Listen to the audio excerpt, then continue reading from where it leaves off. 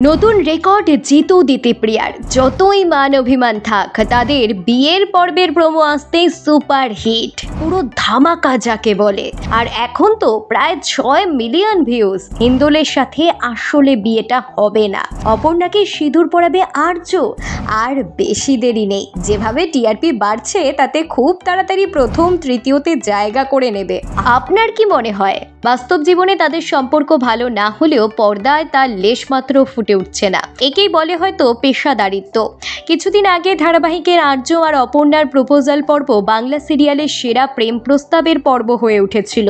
ফের আবারও তাদের বিয়ের ট্র্যাক নতুন করে রেকর্ড সৃষ্টি করেছে। সদ্য জি বাংলার তরফ থেকে এই মেগার একটি প্রোমো সামনে এসেছে, যেখানে দেখা যাচ্ছে বিয়ের মণ্ডপ ছেড়ে আর্যর কাছে ছুটে আসে অপর্ণা।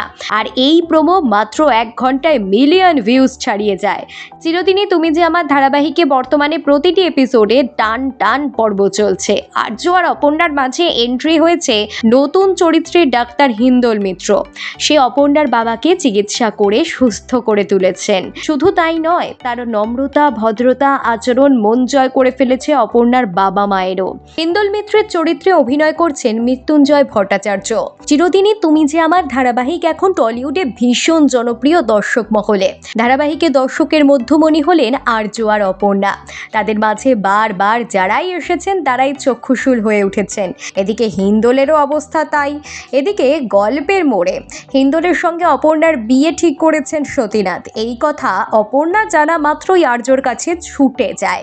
আর্যকে গিয়ে অপর্ণা জানায়, যাকে সে সারা জীবন আগলে রাখার কথা দিয়েছিল তাকে কি করে অন্য কারোর হয়ে যেতে দেবে। আর্য অপর্ণাকে আশ্বাস দেয় যে সে নিজে গিয়ে অপর্ণার বাবার সঙ্গে কথা বলবে, তাকে বোঝাবে যাতে অন্য কোথাও অপর্ণাকে বিয়ে না দিয়ে দেয়। এরপর অপর্ণার বাবার সঙ্গে কথা বলতে চায় সে, কিন্তু সতীনাথ প্রথমেই আর্যকে বাধা দেয়। অনুরোধ করে তার মেয়ের সঙ্গে আর্য যেন কোনো যোগাযোগ না রাখে। এই কথা শুনে আর্য মুখ ফুটে আর কিচ্ছু বলতে পারে না। এই পর্ব দেখে দর্শকের কপালে চিন্তার ভাঁজ পড়েছিল, কি হবে আর্য অপুর ভবিষ্যৎ।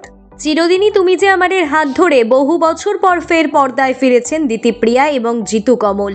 অসমবয়সী প্রেমের গল্প ফুটে উঠেছে এই মেগায়। যদিও গল্প নিয়ে প্রথম দিকে নানা চর্চা শুরু হলেও পরে ধীরে ধীরে দর্শকদের মন জয় করে নিয়েছে এই ধারাবাহিক। বিশেষ করে জনপ্রিয় হয়ে ওঠে জিতু দিতিপ্রিয়ার জুটি। ব্যুরো রিপোর্ট, দিনে চক্কর।